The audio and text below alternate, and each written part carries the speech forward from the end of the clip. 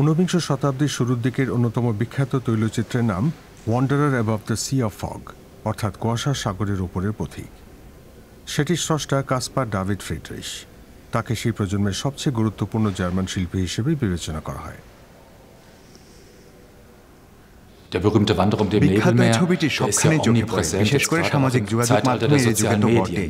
অনেক মানুষ এই ছবিটির সঙ্গে একাত্ম বোধ করেন। সেই অর্থে ফ্রিডরিশ আবার যেন কালজয়ী পপতারকা হয়ে উঠছেন। হামবুর্গে এক রেট্রোস্পেক্টিভ প্রদর্শনীতে ৬০টিরও বেশি চিত্রকর্মের মাধ্যমে মানুষ ও প্রকৃতির সম্পর্ক তুলে ধরা হয়েছে। জার্মানির এই চিত্রশিল্পী আজকের শিল্পীদেরও কীভাবে প্রেরণা যোগাচ্ছেন সেদিকেও নজর দেওয়া হচ্ছে। বিশেষ করে জলবায়ু সংকটের এই যুগে বিষয়টি বাড়তি গুরুত্ব পাচ্ছে। সমসাময়িক সময়ে ফ্রিডরিশ সম্পর্কে ধারণার বিষয়ে আমাদের সমান বড় ও বিস্তৃত এক প্রদর্শনীও রয়েছে। বিশেষ করে জলবায়ু পরিবর্তনের এই সময়ে যখন আমরা প্রকৃতির গোটা কাঠামোই পরিবর্তন দেখছি, প্রকৃতি সম্পর্কে আমাদের ধারণা বদলে গেছে। নতুন অনেক চিত্রকর্ম ফ্রিডরিশের নির্দিষ্ট সৃষ্টির পরিপ্রেক্ষিতে পৃথিবীর নতুন অবস্থার সংজ্ঞা দেবার চেষ্টা করছে। কাসপার ডেভিড ফ্রিডরিশ ১৭৭৪ সালে জার্মানির উত্তর পূর্ব অঞ্চলে বাল্টিক সাগর উপকূলে জন্মগ্রহণ করেন।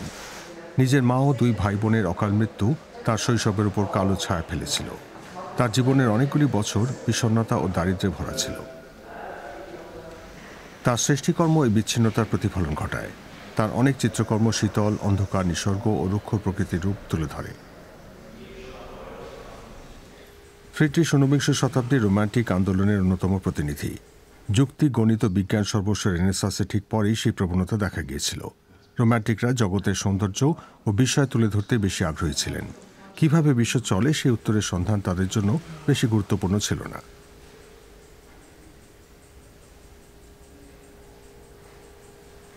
ফ্রিডরিশের অন্যতম মৌলিক বৈশিষ্ট্য হল তাঁর চরিত্রগুলি কখনো দর্শকদের দিকে মুখ করে থাকে না, বরং পেইন্টিংয়ের গভীরের দিকেই যেন তাকিয়ে থাকে।